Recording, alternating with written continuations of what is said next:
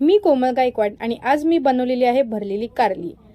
आज मुंबईमध्ये पूर्ण पाऊस भरलेला आहे, तर ह्या हिशोबाने मला आयडिया भेटली की चला बनवूयात आपण मस्त कारले भरलेले।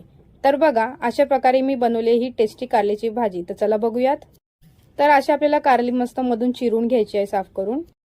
आता करूयात कारली बॉईल, ज्याच्यात टाकले मी निंबू आणि आता टाकूयात आपण चिंच आंबटसाठी। आता टाकूयात आपण चवीनुसार मीठ, हळद आणि एक चांगलं उकळीपर्यंत बॉईल करून घेऊया। जर माझे चॅनल सबस्क्राइब नाही केलं असेल तर सबस्क्राइब करून घ्या, ज्या कारण तुम्हाला माझी जी रेसिपी सगळ्यात अगोदर भेटेल। आता मी घेतलं आहे खोबरं किसून, मस्त किसून घेईन। आणि आता बघा इकडे एक उकळी आल्यावर माझी कारली चांगली झाली आहे बॉईल, त्याला काढून घेऊयात। आता इथं मी घेतले भाजलेलं खोबरं भाजून आता मी घेतलं इथं शेंगदाण्याचं कूट, ज्यात हळद आणि मसाला ऑलरेडी आहे।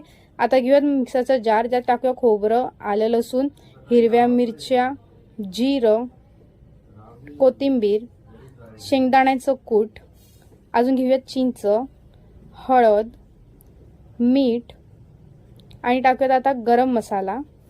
आणि आता ह्याला करून घेऊया मिक्सर। अशा प्रकारे आपल्या वाटण तयार करायचं आहे।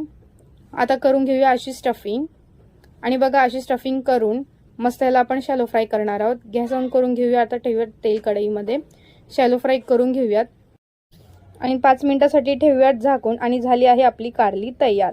तर बघा हाय की नाही अशी टेस्टी कारली। तर चला लवकर करा फॉलो मला।